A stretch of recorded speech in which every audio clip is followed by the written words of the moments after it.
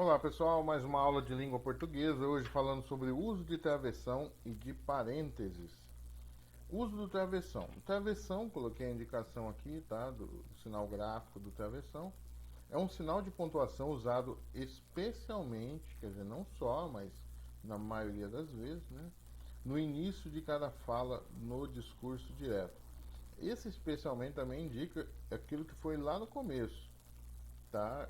Você deve ter aprendido lá no primário, quando a professora falava, olha, coloca dois pontos, na outra linha, parágrafo, travessão. Quando a professora falava isso, ou a tia, né, você já sabia, bom, a fala de um personagem, a fala de uma pessoa. Então aquilo ali era a indicação de uma fala ipsis literis, né, como a gente fala, literalmente como a pessoa falou. Então você ia colocar ali, e esse travessão estava te dando a indicação de que ali começaria a fala da pessoa. Então esse é o chamado discurso direto, tá? É quando você coloca exatamente como a pessoa falou. E aí você vai ter que usar a travessão, claro, na outra linha, tá? Aí você vai falar, mas professor, tem alguns autores por aí que colocam na mesma linha depois dos dois pontos. Pois é, eles querem, acho que, criar uma nova regra, mas nós que somos meros mortais, não somos os grandes escritores que eles são, nós vamos continuar usando dentro da norma padrão, tá? Até agora a regra deles não foi concluída, então não vamos ficar com aqueles que nos ensinaram aqui, tá? Os gramáticos que ainda nos passam as regras. Há, porém, outras formas de utilização, quer dizer, não é só em falas, não é só em discurso direto, tá? Não é só nessa situação em que ele substitui vírgulas ou parênteses. Você aprenderá todas aqui. Vamos lá então, que tem bastante, tá? Número 1, travessão, tá? Você usa a travessão para quê? Para introduzir a fala de cada interlocutor, indicar a mudança de interlocutor. Interlocutor é quem está falando, tá, pessoal?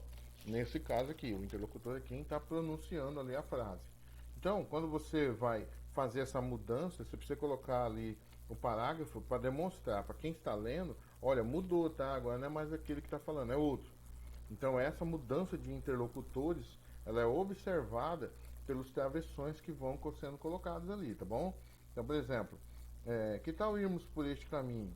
Aí, ó, você vê que na outra linha, outro parágrafo, quer dizer, é o outro falando já. Não é esse mesmo primeiro, agora já é um segundo. É isso que o mapa está mostrando. Aí deve ser o primeiro de novo, ó. Já por que eu sei disso que mudou o interlocutor? Porque tem um parágrafo aqui, ó. Não, mas não entendo nada nesse mapa. Daí volta para o segundo falante, o segundo interlocutor. Esquece, vou tentar seguir as indicações das placas. Então isso daqui você vai ver que o travessão serve para mudar, para indicar essa mudança de interlocutor, tá bom? Você também vai usar no discurso direto, quer dizer, na fala, conforme nós falamos. Dois, para intercalar, o que é intercalar? Não é em sequência, você faz a alternância, tá? Você faz um sim, um não, um sim, dois não, e assim vai, tá? É a chamada alternância. Para intercalar o discurso direto do discurso indireto.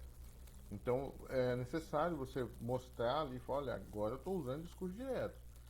Porque o discurso indireto não usa o travessão. O discurso direto é o narrador contando como o outro falou. Né? Então, esse é o discurso direto. Então, ele não se vale, ele não usa o travessão. Mas aqui usa, serve para mostrar assim: olha, agora é o personagem falando, é a pessoa falando. Aí ele coloca ali de novo, falando: olha, agora não é mais o personagem falando, agora sou eu. Então, ele vai usar isso. Como que é isso, professor? Vamos aqui no exemplo. Ó. Abre a travessão ou a fala do personagem ou da pessoa. Que tal irmos por este caminho? Ó, coloca de novo um travessão. Por quê? Porque eu quero demonstrar que a fala do personagem acabou. Agora quem está falando é o narrador. Ó, sugeriu a mulher. Então aqui o próprio narrador está indicando de quem é a fala, tá? Mas faz essa separação aqui com o travessão, para mostrar que o discurso é direto e que agora é um discurso indireto, porque é o narrador que está falando. Aqui é o personagem, tá? Que tal irmos por este caminho, e aqui o narrador, sugeriu a mulher. Vamos continuar, ó. Parágrafo, de novo, a fala do personagem.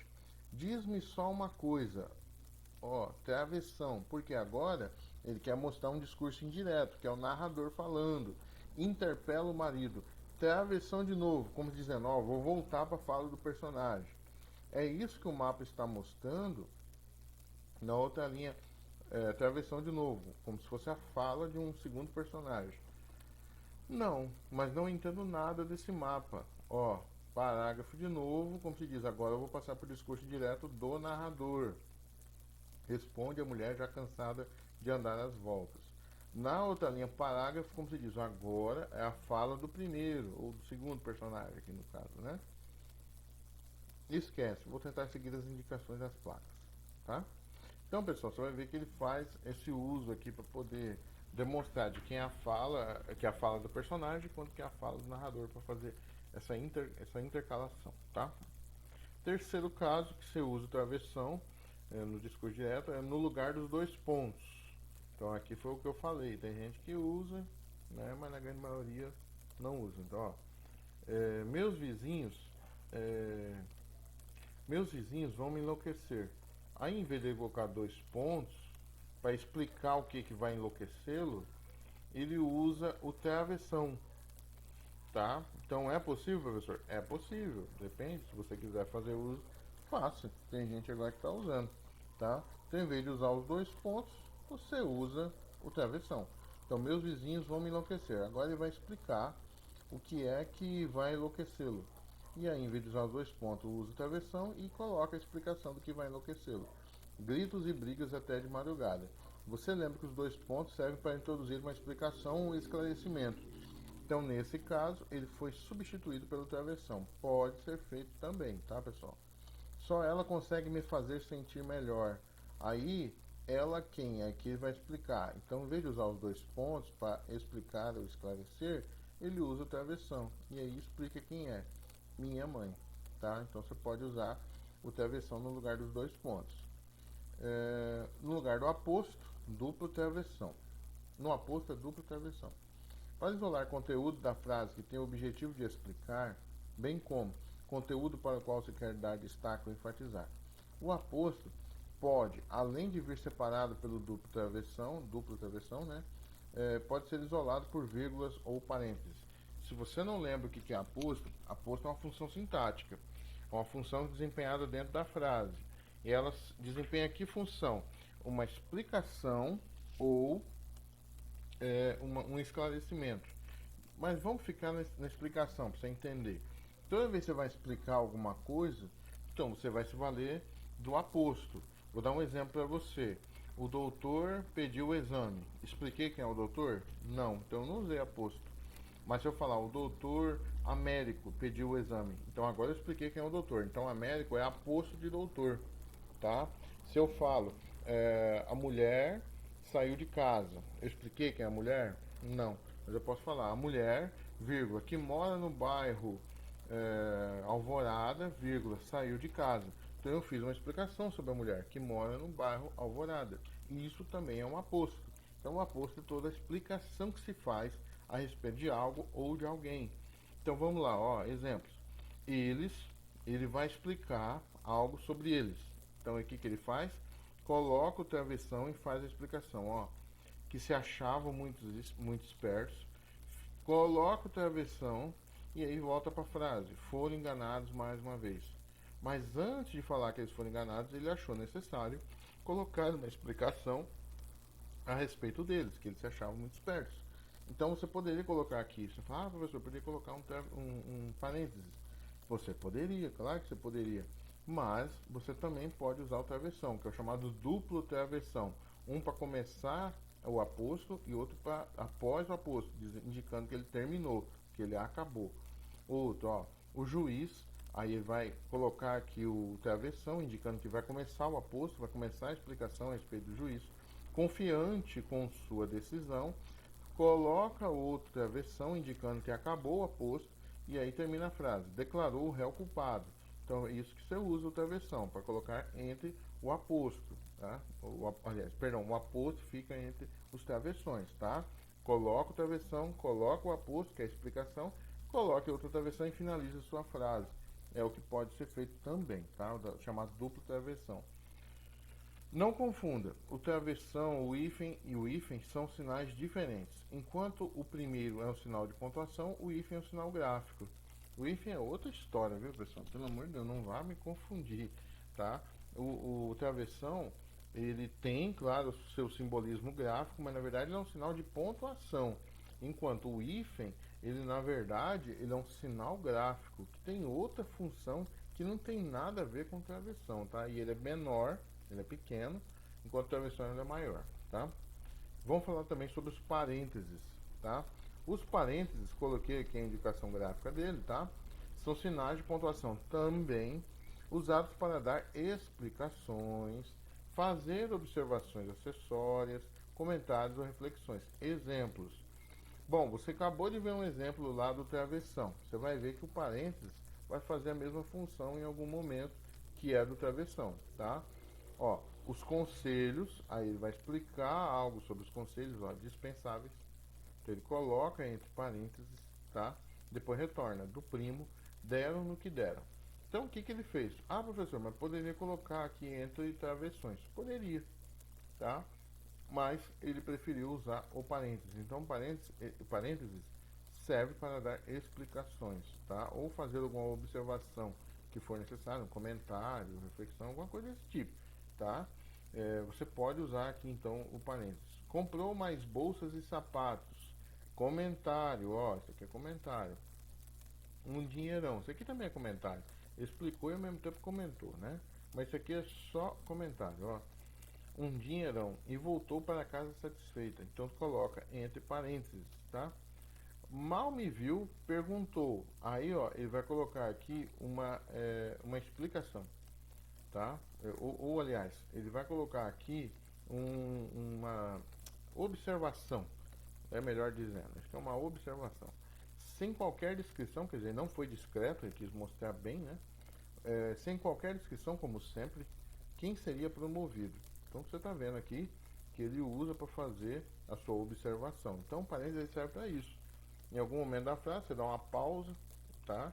Coloca ali ou a sua explicação, ou a sua observação, o seu comentário ou a sua reflexão, depois fecha o parênteses e segue a frase, tá? Então ele serve para isso. Ele também é usado em citações, tá? Os parênteses também são usados para indicar nomes de autores, obras e capítulos relativos às citações. Exemplos. A imaginação é mais importante que o conhecimento. Então agora eu vou colocar o autor. O autor eu coloco entre parênteses. Salve, símbolo augusto da paz. Aí eu vou colocar aqui a obra, tá? E aí eu coloco Hino à Bandeira. Essa é a obra onde está escrita esta frase. Toda pessoa tem capacidade de ser criativa e cada pessoa tem uma maneira diferente de expressar sua criatividade. Wexler, 1998, página 64. Então, essa citação aqui do autor, o capítulo em que você foi, no caso aqui não é nem um capítulo, né? É a obra e o nome do autor, e aí você fecha parênteses, é só para indicar o nome dele e indicar onde, em que ano que foi publicado essa obra. Indicações cênicas, os parênteses são ainda utilizados nos roteiros de teatro. Exemplos, personagem 1, com voz trêmula. Aí, ó, o que acontece? Ele vai colocar entre parênteses, o que é cênica? Aquilo que vai ser colocado em cena. Então pode ser o teatro, pode ser qualquer coisa que tenha cenas, tá bom?